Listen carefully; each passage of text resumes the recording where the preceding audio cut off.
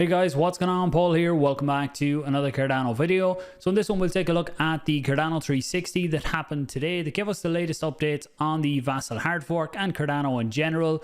Also, the overall markets this week, we have the quarterly results out. So the markets are a bit crazy. I'll touch on that, but I might do a deeper video into that over the next few days as well. If you get value from this, please do share it out. Give the video a like, comment below questions or even projects you want to see me dive deeper into over the next while as well. I do appreciate it. Let's jump into it.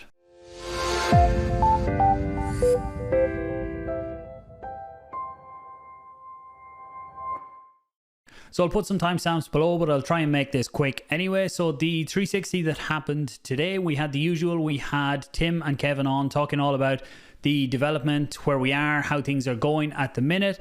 And on a very high level, for the Vasil hard fork, testing is still ongoing. There is a new node version because the previous one had some issues with it that was found here by Martin, who found that there was conflicts between 1.34, which is the current mainnet version for the Cardano node, and the new node version that was brought out that was causing blocks to be missed. They have fixed that now with the new version 1.35.2 that isn't recommended for mainnet yet.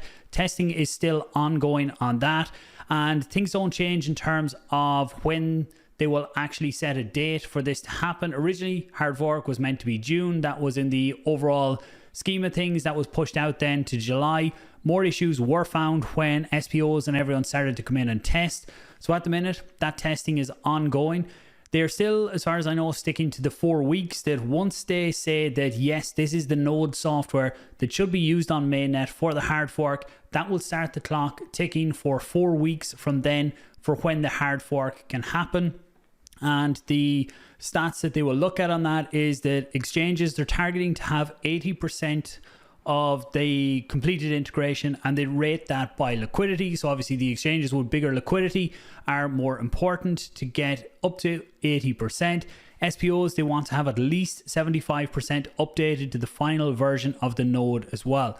So if we take a look at that in terms of timelines, so as I record this, the 28th of July, obviously we're not getting it in July. And if we don't get the commitment to the mainnet version within the next few days, actually by Monday, which is the 1st of August, then I don't think we're going to hit August for the hard fork either, because if they're sticking to the 4 weeks, so 4 weeks from the 1st of August takes us up to the 28th, which would be the last epoch of August. And the way that these hard forks work is everything gets submitted, and then on the turn of the following epoch, then 5 days later, that's when things come into effect. So we would need to get the go ahead on Monday, which at the minute doesn't look like coming, but if we do get that, I will put out updates on that. That would make the 28th. At this stage, it looks like early September if I was betting on it. Obviously, they might change the 4 week rule as well. We'll wait and see. And if I do get updates on that, I will let you know. Something else that they talked about in Cardano 360 was Babel fees. So this is a video that I shared out on Twitter a few days ago.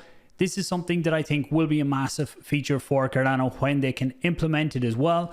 This is basically where when projects build on Cardano, you have native assets. So World Mobile would be an example. When you want to transact with some World Mobile right now, you want to send World Mobile, you have to pay the fees in ADA. But with Babel fees, there will be a mechanism that you will be able to pay the fees in World Mobile. Now, people questioned whether this is good for ADA and Cardano, but on the back end, you still are basically paying the fees in ADA, but the person actually sending the transaction can pay them in World Mobile, and then there's something happens on the back end. They have it here as limited liabilities on the ledger where that World Mobile is swapped out for ADA, and then the ADA is used to pay the fees. Anyone who wants to get a deeper understanding of all of that, this is a very good video here that goes through the whole process, 22 minutes, but worth watching if you want to understand more there as well. On a lighter side, we have fired up the Premier League Fantasy Football again for the upcoming season. I think the season actually starts not this weekend, the following weekend. So Paddy has kicked things off. There is 2 leagues this year. There's the free league, and we put up a 400 ADA prize pot. Some of the prize pot from last year wasn't claimed, so we've rolled that in and added a bit more to it. And then there's a paid league as well for anyone who wants to pay 100 ADA to enter. I think we've set it up that there's the free league and then the paid league. So it's done through buying an NFT through this link here. Then you get on to Paddy, DM him the wallet address and your team name, and then he'll send you the invite to join into the league. Prizes will be paid out from 1st to 4th and then second last as well in the league. So again, I'll put a link to this tweet down below. It has all of the links, and I'll also link the Telegram group where we chat about this as well. So then in the overall market this week, so Bitcoin has been having a really nice run the last 2 days, pushing back up to just under $24,000 right now.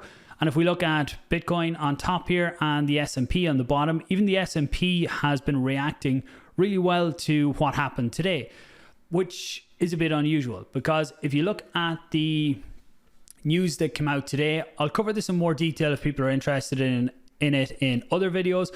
But yesterday we had the federal rates, the federal fund rates came out, and there was another 75 points added. That was what was expected. So the column here, forecast, is in the middle, and then the actual results are here on the left.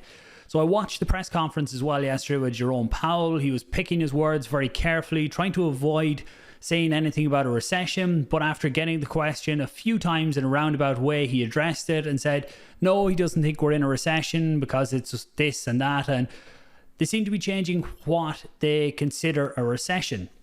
So the figures that come out today, you can see here the negative GDP results. This is the second quarter with negative GDP results.